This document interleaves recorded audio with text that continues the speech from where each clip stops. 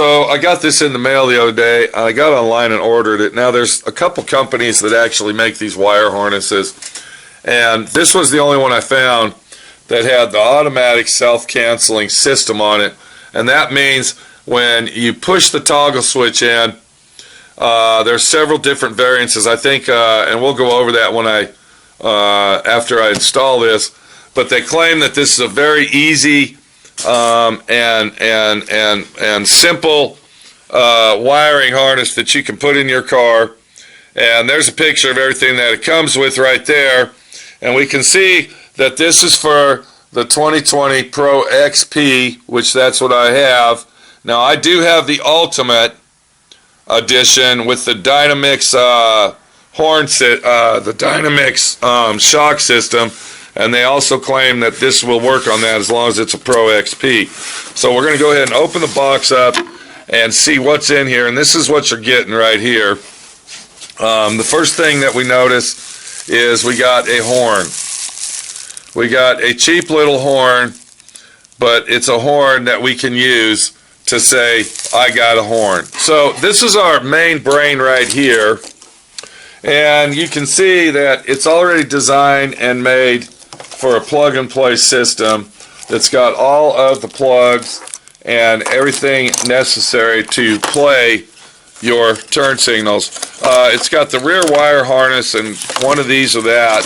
I believe this one here looks like the rear wire harness, and they also got it marked where it goes. So there's one harness, and then here is the harness. That's our rear wire harness. Keep up with me here. I'm trying to make this as simple as possible. These are our rocker switches for our turn signals and our horn. And these are actually LED, so those will look nice in there. Now you do got to cut the holes out in your dash for the rocker switches to fit. And then once again, this is our rear wire harness.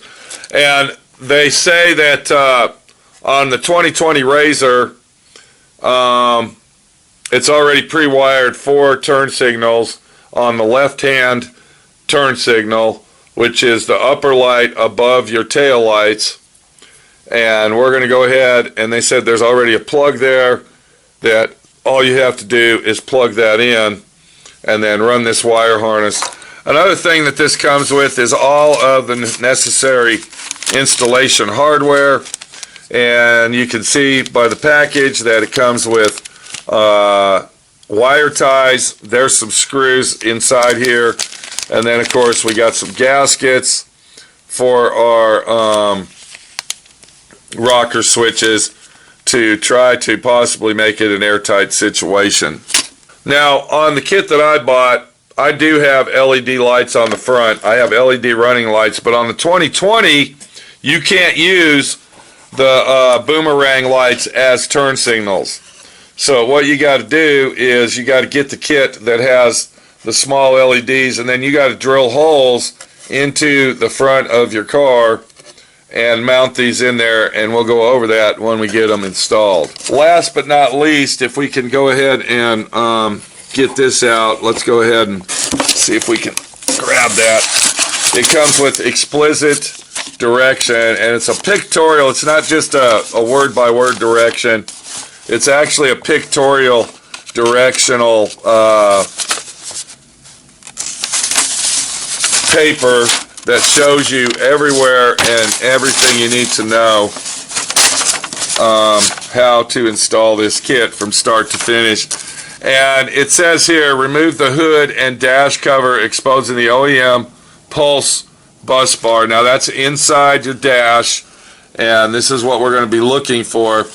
And then it says the passenger side center console is also removed to run the rear wire harness. So we got to take the rear passenger of the center console off, and we'll go over that. And then it shows you where to mount the module, and it also shows you and make sure that you read everything in red. Warning, make sure to keep the harness away from hot parts. Of course, we're going to keep it from hot or moving parts. And then it shows you where to plug in the rear driver's side above the engine OEM tail light harness. There's a 10-pin connector So you would plug that in, and then you run that warning, verify that there is clearance where you want to mount the front LED lights. Okay, so what we're going to do is we're going to drill our holes, and it gives you the drill size, which is a 5/8 drill hole on there. And then it says if the grommet is being used, drill a 3/4 inch hole. Okay, so what they're saying there, let's get the lights out and we'll look at that. And then we're going to go out there and actually install this thing. Okay, if you're going to use this, which is the grommet, and I'll be using that, you have to drill a 3/4 inch hole. So that's a 3/4 inch drill bit, and you got to be really careful. That's a big bit. And I'll show you how we're going to do that. But if you're just going to use the light only and then glue it in there, I guess that's the only way you'd be able to do is glue it.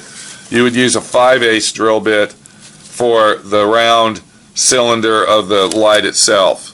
But we're going to go ahead and use the rubber grommet, and hopefully it'll all stay together. The XTC Power Products plug and play turn signal system, new automatic self-canceling. This kit that you're looking at right here cost, I hope you're sitting down for this, $389.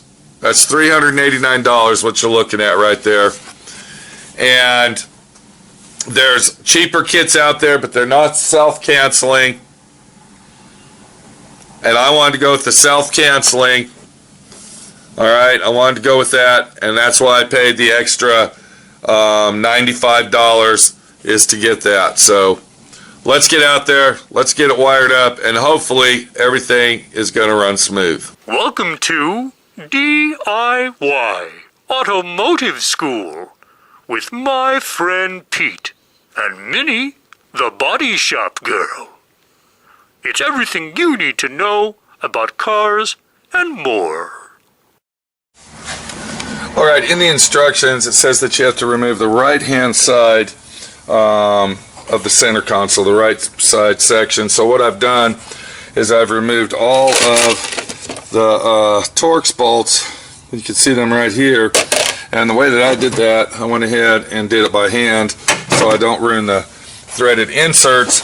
And then right here there is a clip that's located. It's a push-in clip, and you've got to take that off, and this is what that looks like.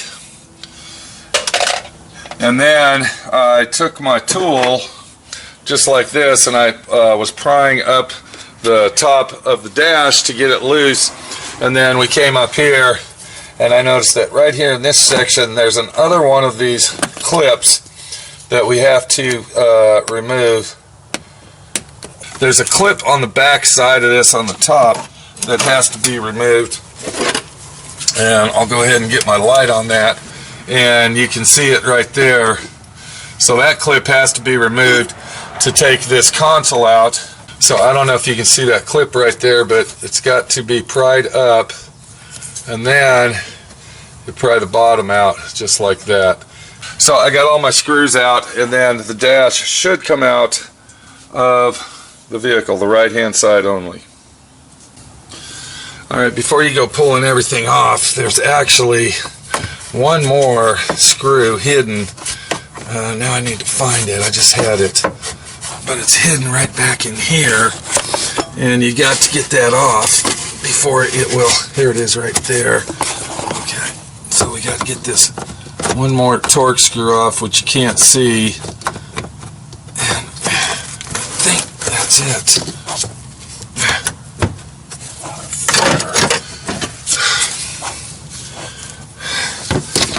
You can see in there, so you don't know what you've been looking at. It's like a touch and feel situation. It's actually another clip. Okay, if you look right here, this is the clip that you got to take out and to get your dash out. So, pain in the ass. Alright, now that we got the right hand side of the dash, of the center console out, we got to take this this top storage tray out of the dash itself. And if you have a windshield on it and also have an Ultimate that's got the screen, I guess the screen doesn't matter, but the way that I'm doing it, I got a glove sitting here so I don't scratch my unit. And then I'll go ahead and move the glove. And then there's 2 points here. You can see there's one and here's one, and it says lift here. So, and then that'll come out just like that. So I want to make sure that I can get to my plugs from inside here. And then there's also a spot that I need to find where the relays are, but we'll get to that in a minute. So now that we got all this cleared out and ready to run our wires up through the dash and into our electrical system, the next thing we want to do is get our tail light wire harness, which is right here. And then if we look right here in this area on the left hand side of the vehicle, we're going to see this plug right here, which is located on the frame of the machine itself, and that's going to be our wire harness plug that goes to our tail lights. And it says that we need to unplug that, so we're going to reach in here and then we'll unplug that, leave that hanging, and then we plug our wire harness into that. Now before we plug this in, what I want to do is I want to try to stay with the original wire harness and run it down with the original wire harness. So what I'll do is I'm going to reach around here and I'm following the wire harness down, and I'm going to go ahead and reach up here, and it looks like it goes right here. Here it goes. Okay, and I'm just tracing it around right now. I'm not plugging anything in, and I'm making sure that we aren't up close to anything that might be hot. I'm sorry, my arm was in the way there. So then we're going to take the plug, the factory plug, and plug it into the female end. Make sure that that's locked in place. And then we'll take the male plug, and then we will plug that into our tail lights. Just like that. So I see my wire harness down inside there, and I see where the factory harness is. And I'm going to bring that up through here just like this. And I'm going to make sure that it's running right next to that wire harness. And you can see right here, here's our wire, our factory wire harness is right there. And we're going to bring it down and around just like that. And to get a better look of the plug that we're talking about. And what I think I'm going to do is I'm going to unplug this because I see these wires are binding up. So I'm probably going to unplug that, and then I will wire tie this to that, and I'll probably relocate this thing so it won't have as much of a bind in it. I really don't like that situation right here where these wires are all binded up. But if I wire tie it like that, it might be okay.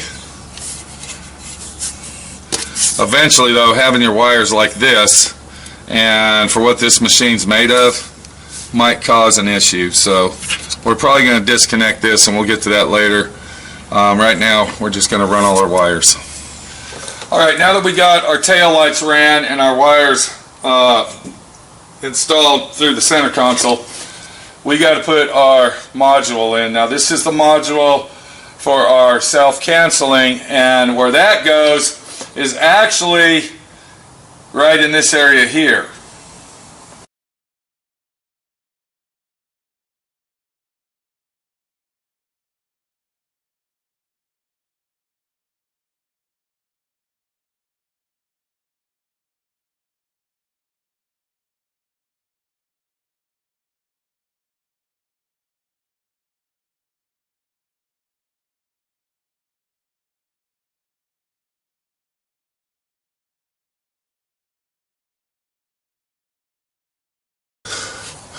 And if you look right here, you can see these three humps.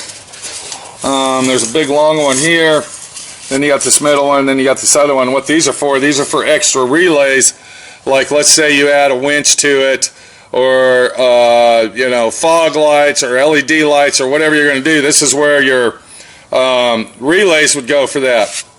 Now what they're saying to do is to take your module and then stick it down in here like this, and then you got to screw that to one of these blocks. So we're going to put it right where the picture shows, which is right here, and there's actually a hole there to put a relay in, but the problem that we have, we got to drill a hole here and screw it in there.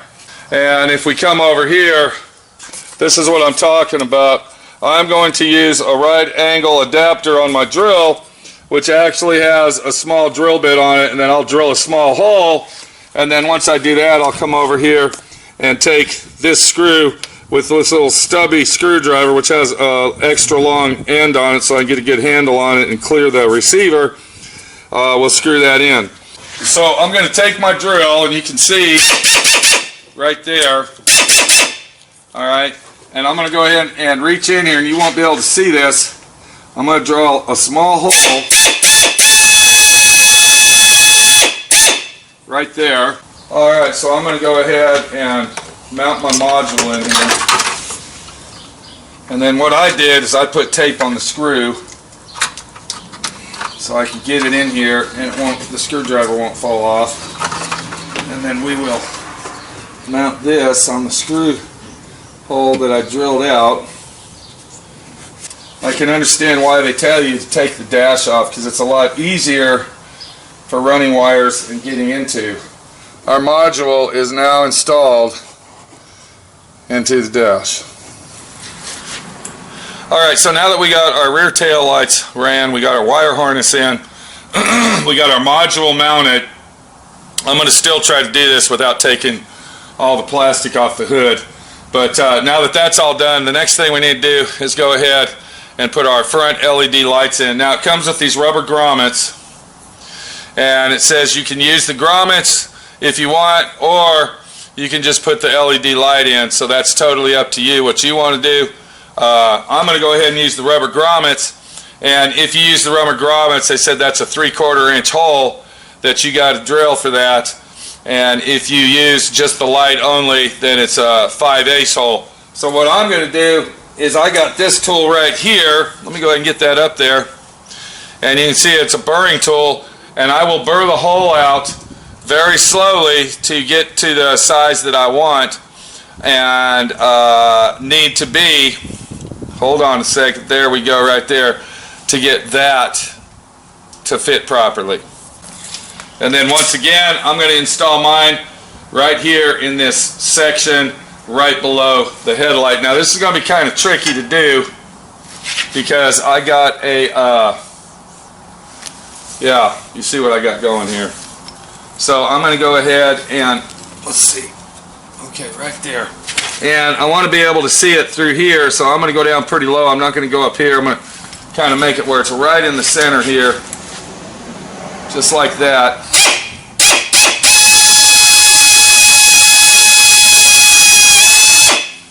Alright, so there's that hole, and then once again we have to have a 3/4 inch hole for this to fit in there. So I'm going to go ahead and take my burring tool to enlarge this hole. Now this was a 1/2 inch hole that I drilled, and I got to go bigger than that. I don't have a 3/4 inch drill bit, and if you do have one, those are very expensive. So I'm going to stick this in here very carefully.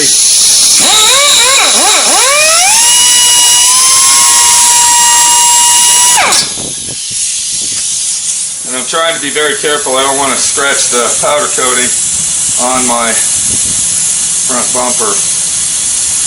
I think that using the rubber, there we go. Okay, and then you can see that that would fit in there just like that. Then we got to find out where the top of that is.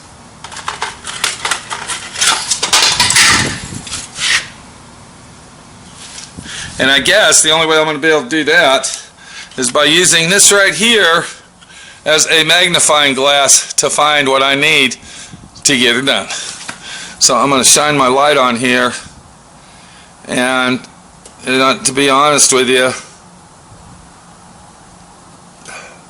okay, here's top right here. And I don't know, let me get the light over there. I don't know if you can see that, but it's on the very front on the top. See it right there? So we want to make sure that the top is facing up. Okay, so this is the top. And then we're going to go ahead and slide that in there.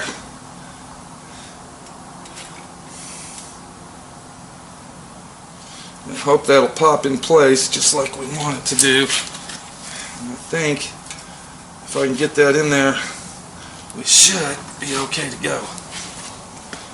Alright, I can't get a good push on that to seal it up in there, so what I'm going to do is take the end of my dead blow, and then I'm going to push it in there so it'll seal. Just like that. And I think that'll work. There. Okay, that is in and it is not coming out. So you can kind of see what's going on there. Let me get the other one in and then we're going to run the wires.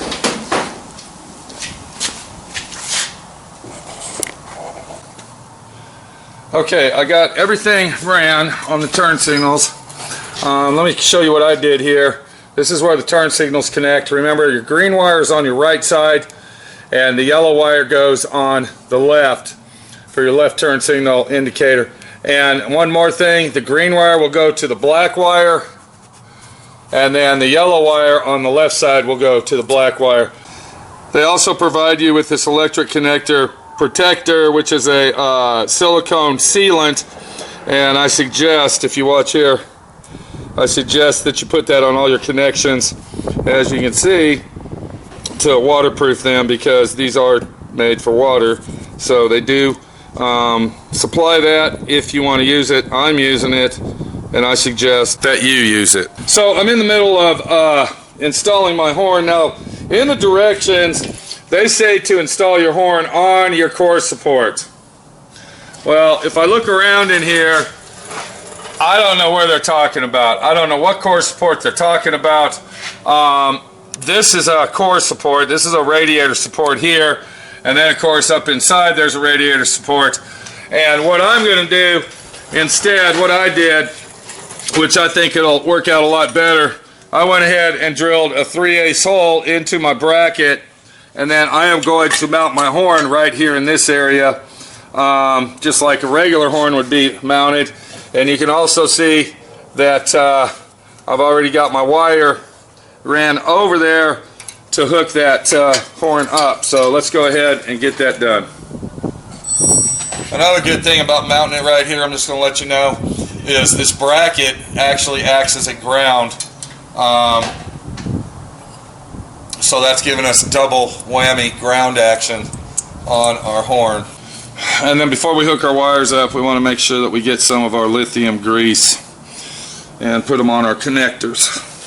And this isn't normally called for, but on this type of a machine or car, you should use it. So we'll go ahead and hook our wires on, if we can get them up in here.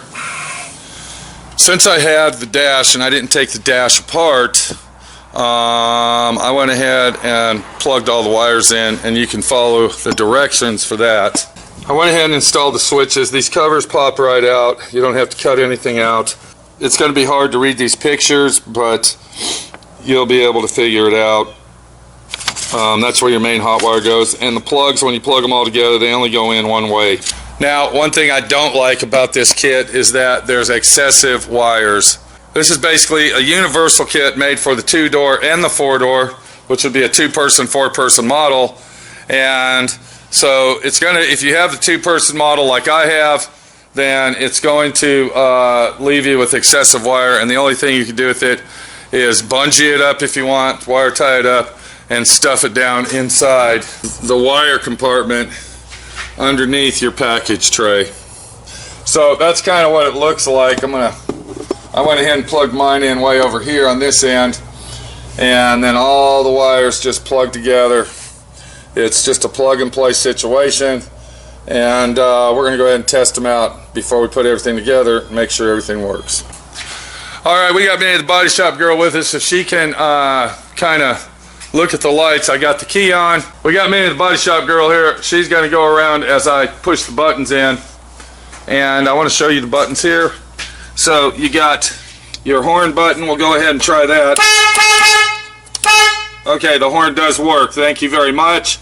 And then when we push this button in here, as we click it one time. All right, is it working out there, Minnie the body shop girl? It is. Can you get a straightforward look at that and see how bright that is? That's It's bright, and it went off. Okay, let's do the left-hand side. And there it goes. Is that working? It is working. Okay, can you check the back for me, please? And it went off. There we go. Okay. Just like it's working. supposed to. All right, thank you, Minnie the body shop girl, for your expertise out. Now, is it turning up here or down here? This.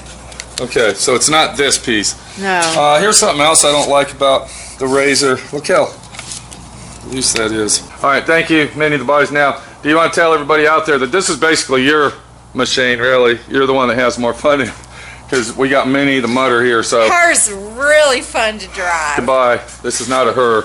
All right, so that's basically the plug and play situation.